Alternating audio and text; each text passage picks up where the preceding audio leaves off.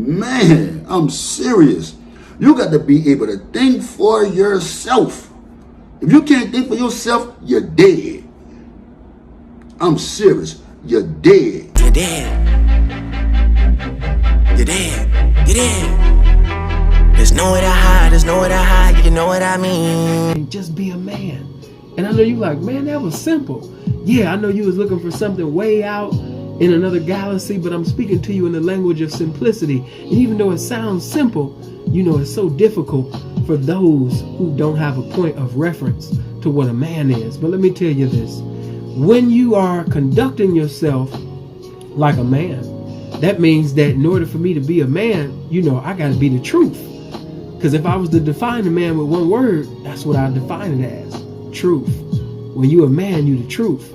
So that means that you're not going to compromise. You're not going to minimize yourself as a man, your manhood, you know, for anything or for anyone. That's the way I feel, man. You don't take away my manhood. Come on. Elijah Muhammad was making a man out of me, and if you try to make me a pump, I'll kill you. I don't give a damn who you are. Don't try to punk me off, whether you're a captain or lieutenant. I'm a man, goddammit, and you treat me like a man.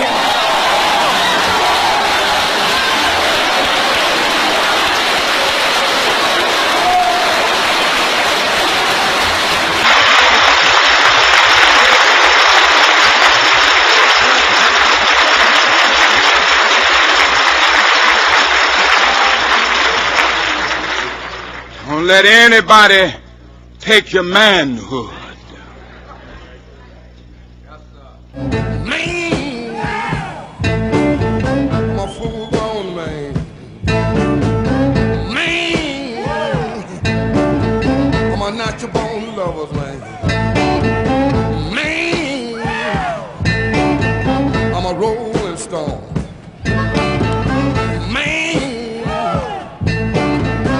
Not your bone lover, man. I'm a man. I'm a hoochie coochie, baby. Yeah. Yeah. Yeah, yeah, yeah. The line I shoot had well never miss. What is a man's purpose? A man's purpose is to manage society. Build, protect, and create an environment for humanity to thrive. And a woman's job is to advise him, support him, and create a peaceful environment for him to do that.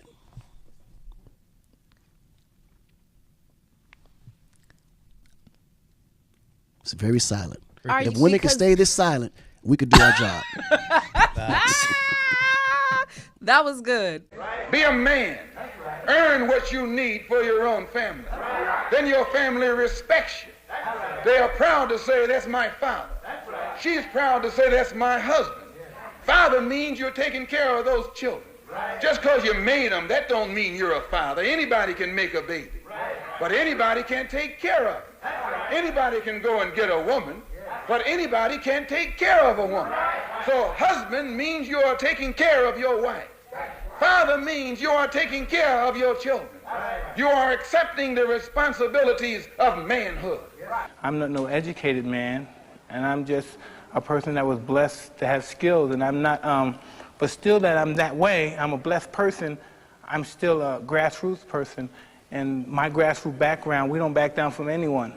And that's what got me in trouble. I don't play games, I don't kiss anyone's ass, and I'm a real man. And that's why, regardless of being a fight or anything, I'm a man, and that's why I want to be a man.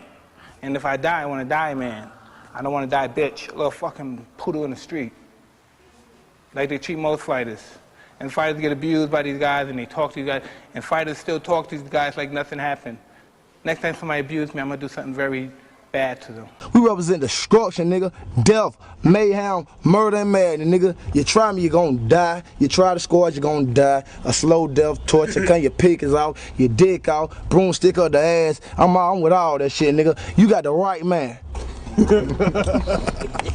In other words, that we believe in taking any action that's effective and effective at the time. What kind of military action could you take against the courts? We never broadcast our military maneuvers for military reasons. We might broadcast them for political reasons, which we've done in the past. This time, the game is a very serious one, and we're not willing to play it, matter of fact. That we're serious, and whatever we do, we'll do that, and we operate on the axiom that in order to say what I want to say, I can't do what I want to do. To do what I want to do, I can't say what I want to say. Therefore, observe our actions, and you'll know what I want to say. How do you characterize? Was the incident for which you're charged now, was it a revolutionary act on your part? You asking me to confess to something? Unless you want to. Did you kill the man? Look,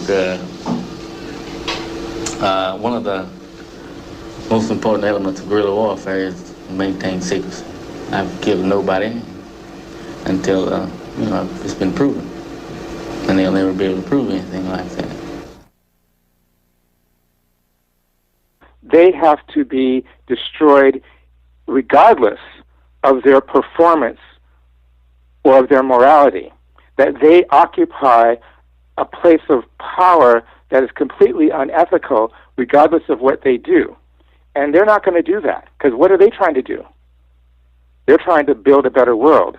What are we trying to do? We're trying to destroy the world. Two irreconcilable projects. Craziness. But that's the result of power. You make other people pay for your mistakes. And that's the result of weakness. You pay for the mistakes of others.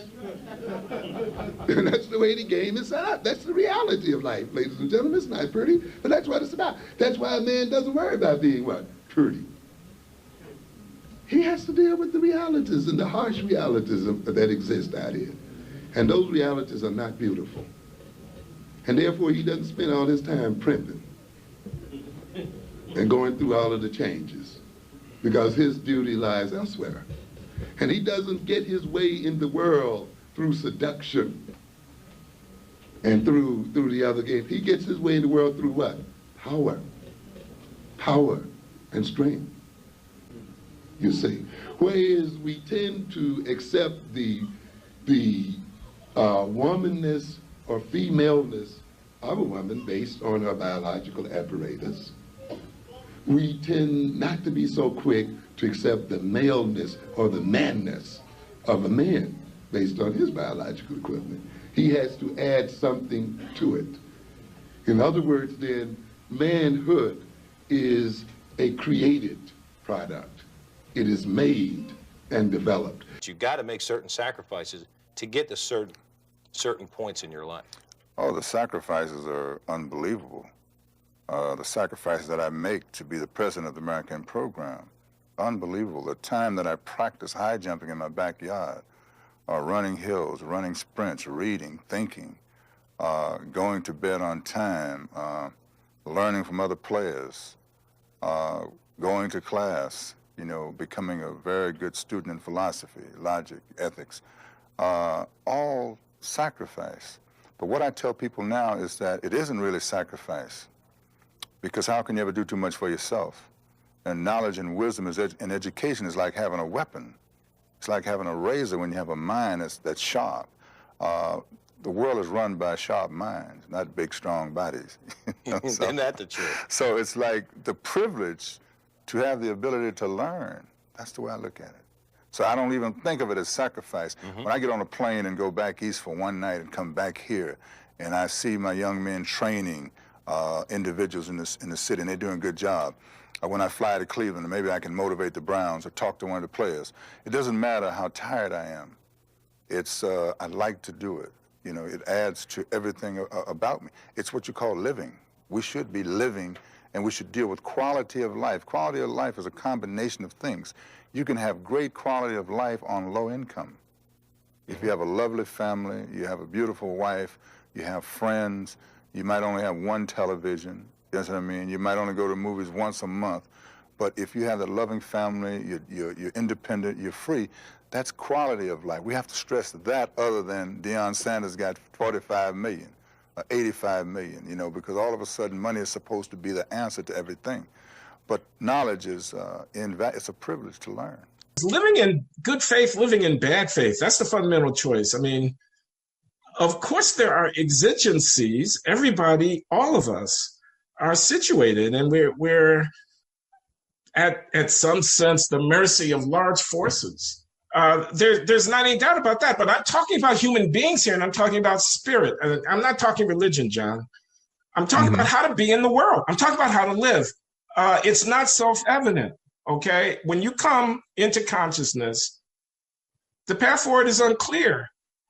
What to do with those tens of thousands of days that you have is unclear. How to be is unclear. What is a meaningful life? This is a fundamental question. This is, I don't know, Socrates or somebody. I mean, you know, Jesus or somebody. This is very basic existential stuff, okay? Now, I hold people responsible to live in good faith. That's a high bar. A lot of people are going to fail. They have not lived worthy lives, in my view, to the extent that they don't try, to simply succumb to the forces and to allow oneself to be moved. One is to abdicate from our most essential responsibility, which is to live in good faith, to strive, to reflect, to try to take responsibility, to envision, to plant, to raise your children, to work. John, there's no excuse for not doing these things. If you don't do it, you fucked up. Okay. But love does not make you complete, nor does love honor your already given completeness. My experience of love is that it messes you up, right?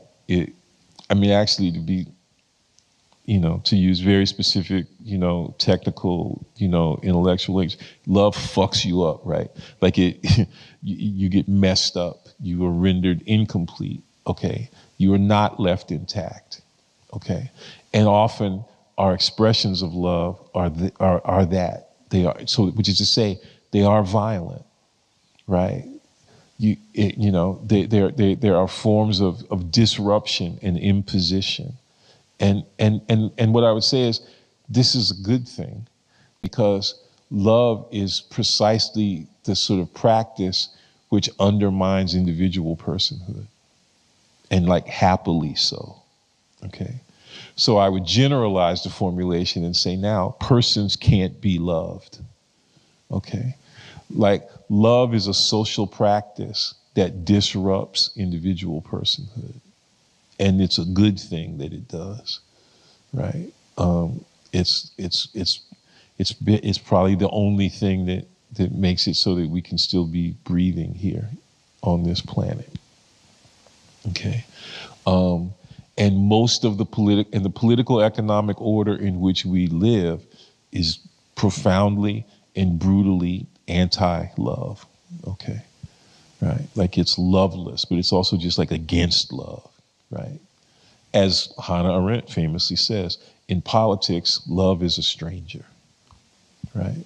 Okay, so that's an argument against politics, as far as I'm concerned, right? There are certain beings in the world that are burdened by unrealizable normative aspirations and values. Freedom doesn't benefit you if you're dead. And this erodes a man's sexuality. When you erode a man's sexuality, you destroy his possibility to love anybody. Though sex and love are not the same thing, if the man's sexuality is gone, then his possibility, his hope of loving is also gone. He has no way to express. He has limited ways to express. He has absolutely no floor on which to dance, no room in which to move, no way to get from one day to the next. Because to make love to you is not the same thing as taking you, And it's a journey which most people have got to make with each other. And you save yourself, if you have any sense at all, and if you're lucky enough.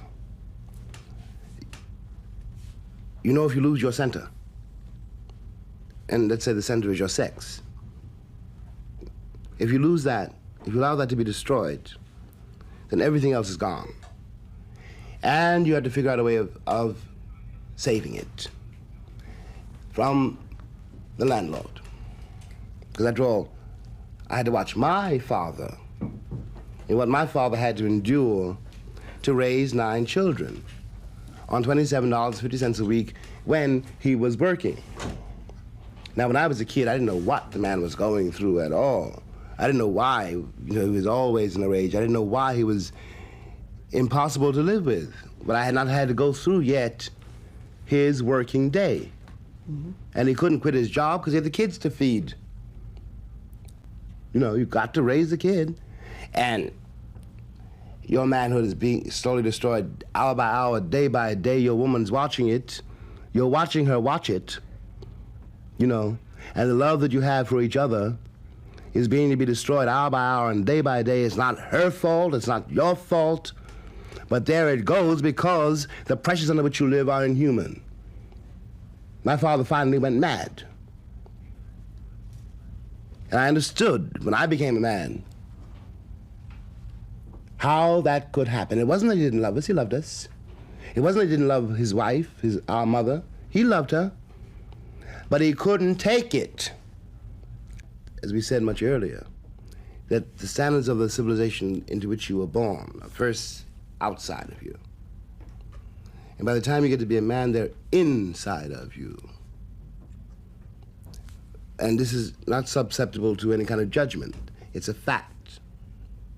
If you're treated a certain way, you become a certain kind of person. If certain things are described you as being real, they're real for you, whether they're real or not. And in this civilization, a man who cannot support his wife and his child is not a man. I feel like I'm one of the old-fashioned type of guys, where as soon as I find me a woman that doesn't mind the fact that I want to be in charge, and that I believe that, just like with the yin and yang, there's a masculine and feminine, I believe in that in a relationship. I believe that most of our problems as black people and as people in general is that we've forgotten our roles. The men have forgotten their roles as men, therefore the women have forgotten their roles. And that's where we get all this duplicity in lovemaking and duplicity in sexuality, is because we've forgotten our roles and we're willing to settle for less. Not that they're not legitimate people who really do like this side, but a lot of it right now is just this niggas ain't shit. So I want some pussy, you know what I mean? And the niggas just being like, you know, these black bitches ain't shit and whoop, or these white bitches ain't shit and whooping. For me, I can't do that. I can't turn my love off for a woman, no matter if they send me to jail and they talk shit and they really do piss me off. But I still can't love a man. I still love women. I still get excited when they come in the room and all that. So I feel as though what I can offer is my viewpoint, who I am, and my style, my lifestyle. And that I believe in my heart that I'm a man's man. I'm a man's man. I made myself. I'm a millionaire by my own hands, you know what I mean? I fight for myself. I've been fighting for myself. I'm a struggler, a striver. I take care of my family. I take everything that you want, I do. You know what I mean? It's just that I'm real. So I'm not politically correct, but I'm still a man's man. And I believe in family values. So what type of woman would it take to be that? A very, very, very strong woman, and one who was more in love with me than I was. Because I have to be more in love with her than she is. And that's what it is. Every time I fall in love with a woman, I don't fall in love with the woman she is. I fall in love with the woman that she could be. I haven't found a woman yet that fits up to my standards. And I'm sure I don't fit up to anybody's standards.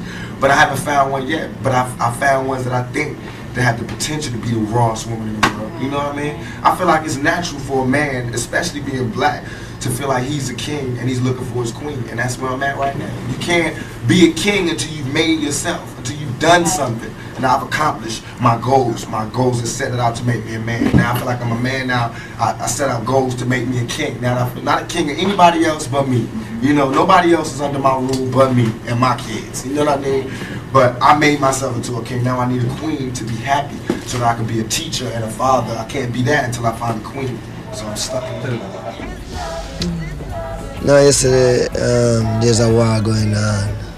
Death is trying to take life, and life is stronger than death.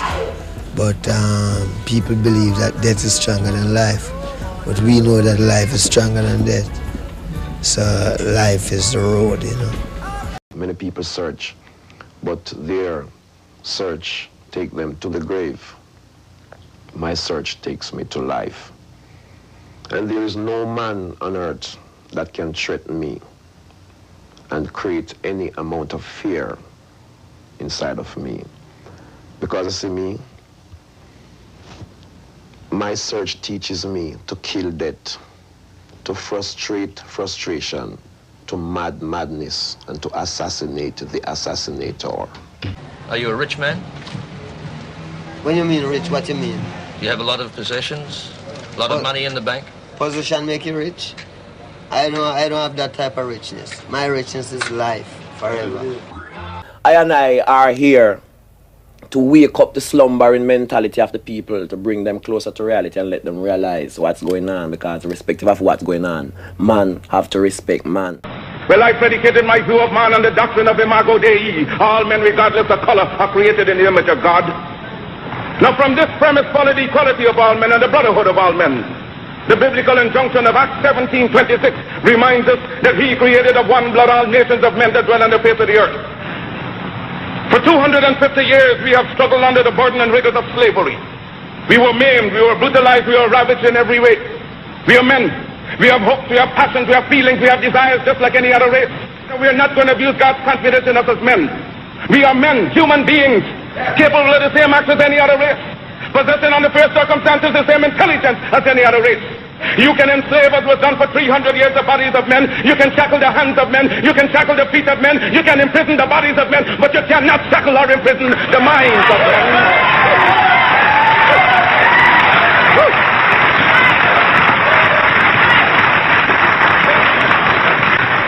They do not know what we are capable of. They do not know what we are thinking. They are thinking in terms of dreadnoughts, battleships, aeroplanes, submarines. You know what we are thinking about? That is our own private business.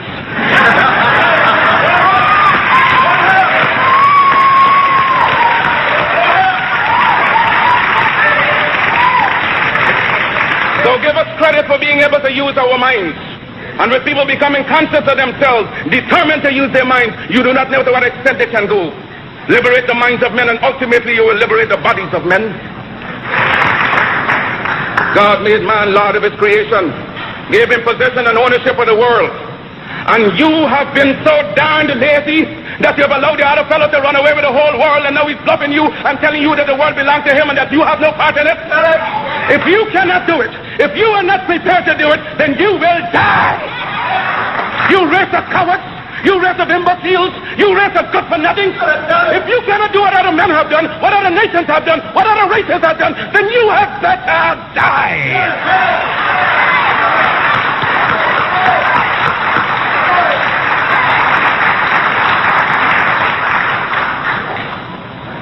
Can we do it? We can do it. We shall do it. We pray to God for vision and for leadership. And he has given us our universal vision. Maybe I'm having an off day. Maybe I had a heart in my heart chain. Look in the mirror. I see a great man. But look in the mirror. I see a great man. Just look in the mirror. I see a great man. I see a great man. I see a great man. The personality of a person, the ways of a person, the thoughts, the deeds, the actions, it's all based around his heart. For what is a man? A man is his heart. A lying, cheating heart means a lying, cheating man. A loving, merciful heart means a loving, merciful man. A living heart means a living man. A dead heart means a dead man. Regardless to man's title, regardless to man's wealth, rank, or position, if the heart is not great, then he cannot be great. But if the heart is great, that man remains great under all circumstances, rich or poor, large or small. So it is the heart that makes one large or small.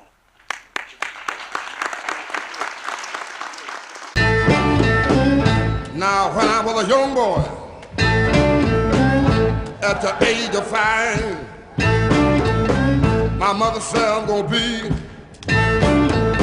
the greatest man alive. But now I'm a man, I passed 21. I won't believe me, baby. saxophone. I'm a man. I spell him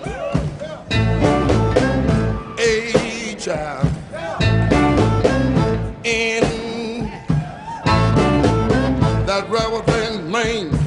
We declare our right on this earth to be a man, to be a human being, to be respected as a human being, to be given the rights of a human being in this society, on this earth, in this day, which we intend to bring into existence by any means necessary.